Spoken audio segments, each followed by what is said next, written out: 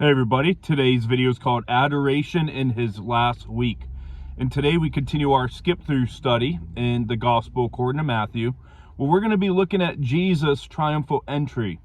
And you may think that I am crazy, and you're probably saying, if you haven't tuned into any other videos and this is your very first one, you might be like, well, you're out of season, dude. It's Advent season. We're supposed to be remembering the coming of Christ as a baby. Right? Well, you're going to be getting plenty of Luke chapter 1, Luke chapter 2, Matthew chapter 1, Isaiah 9, Isaiah 7, Micah 5:2. You're going to be getting all those sermons in churches across the United States and the world here over the next less than 2 weeks now until Christmas. But I want to show you how the last week wraps into Christmas of Jesus' life on this earth. So we're going to look at the triumphal entry, and many of you think more of Passover Sunday, the Sunday before Easter Sunday. But we're going to look at this passage. It's very popular in the Easter season today. So Matthew chapter 21, verse 1 and 2, now when they drew near to Jerusalem and came to Bethphage at the Mount of Olives, then Jesus sent 2 disciples, saying to them, go into the village opposite you, and immediately you will find a donkey tied and a colt with her. Loose them and bring them to me. So Bethphage was a small town near Bethany on the south side slope of the Mount of Olives. And you won't find this place mentioned anywhere else in the scripture except in connection with Christ's triumphal entry into Jerusalem, as also spoken of by the apostles Mark and Luke, Dr. Luke, in Mark 11:1 and Luke 19 verse 29. And Jesus, he had courage to enter Jerusalem publicly when he knew that the religious leaders were going to arrest him, condemn him, mock him, and scourge him, and deliver him to the Romans' crucifixion this week of his life. And Matthew also spoke of that in Matthew chapter 20, verse 19. And Jesus tells his disciples how they would find the animals, and he instructed them to bring forth animals. And in the Apostle Mark, in Mark chapter 11, verse 2, tells us that the colt has never been before ridden. And verse 3 and 4 says, if anyone says anything to you, you shall say, the Lord has need of them, and immediately he will send them. All this was done that it might be fulfilled, which was spoken by the prophet, saying, tell the daughter of Zion, behold, your king is coming to you, lowly and sitting on a donkey, a colt, the foal of a donkey. Now, I actually did go through verse 5. That's okay. We'll come back to verse 5 again. But the Apostle Mark in a Mark chapter 11, verse 5 and 6, tells us how they were questioned. And having just arrived in Bethphage, Jesus would have no opportunity to make arrangements for those use of these animals. And yet he knew precisely the location of the animals and the disposition of the owners. Detailed foreknowledge reveals his divine omniscience, his all-knowing. And here Jesus deliberately worked to fulfill prophecy, especially the prophecy of Daniel's 70 weeks, which many feel Jesus fulfilled to this exact day of his triumphal entry of Daniel, spoken of in Daniel chapter 9, verse 24 through 27. And myself and Brian Peckham, we both did a Daniel study early this year. It might seem far away ago.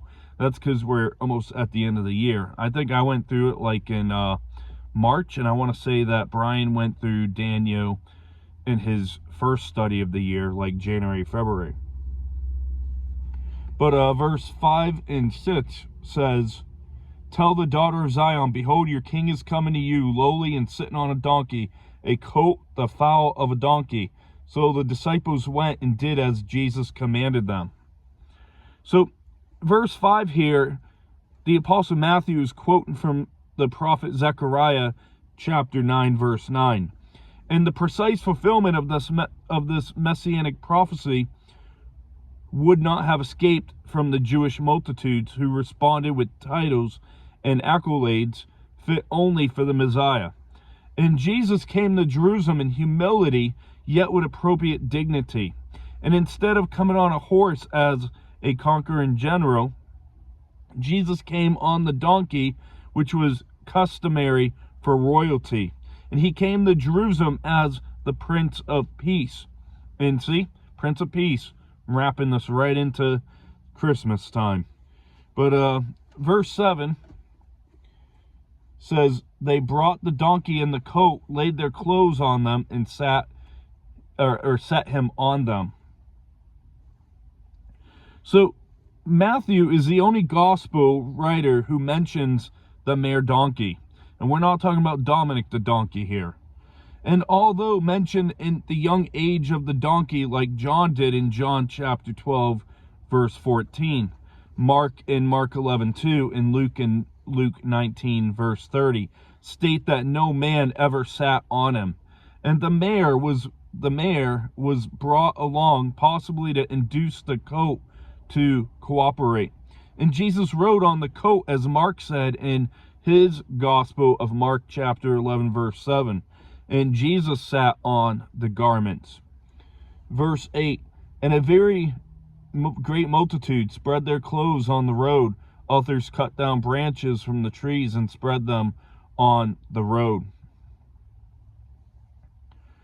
So spreading one's garments on the street was an ancient act of homage reserved for high royalty, suggesting that they recognized his claim to be the King of the Jews, as seen in 2 Kings chapter 9, verse 13. And all this was done to honor Jesus as a great triumphant person coming into Jerusalem in the season of Passover. And the palm branches that we see in verse 8 are pictures of the victory and success. Verse 9 through 11, to finish the section, says, then the multitudes who went before and those who followed cried out, saying, Hosanna to the Son of David. Blessed is he who comes in the name of the Lord. Hosanna in the highest. And when he had come into Jerusalem, all the city was moved, saying, who is this? So the multitude said, this is Jesus, the prophet from Nazareth of Galilee. So Hosanna in the Hebrew is an expression for save now, such as found in Psalm 118, verse 25. And blessed is he is also used in Psalm 118, verse 26. And this, along with the messianic title, Son of David, make it clear that the crowd was acknowledging Christ's messianic claim. And the date of this entry was Monday, 10 Nisan, 30 AD, exactly 483 years after the decree of Artaxerxes, or I call him Artax, mentioned in Daniel chapter 9, verse 24 through 26. And so Jesus was first identified as Jesus of Nazareth in Matthew chapter 2, verse 23. So this is Jesus, the prophet from Nazareth of Galilee. And so to wrap up today's study, we look at Jesus instructing his disciples regarding preparation for his triumphal entry into Jerusalem. And the section ended with Jesus receiving and encourages adoration of the Messiah. And the triumphant entry reminds us this Christmas season that the King was born to suffer for us as we enter into the final week of Jesus' ministry on earth. As we move into the final week with the triumphal entry into Jerusalem, and we're going to see as we progress to the end of this book, we're going to get the details of Jesus' last week. So as we reflect on the King that's in the manger, may we also not forget the end of the story. It's not even the end of the story, but may we not forget the ultimate purpose for his coming. And so we'll see you next, as we're going to be looking at the Sadducees questioning the resurrection in chapter 22, and I'll let you know when that video will be. But God bless, be safe, and have a great weekend.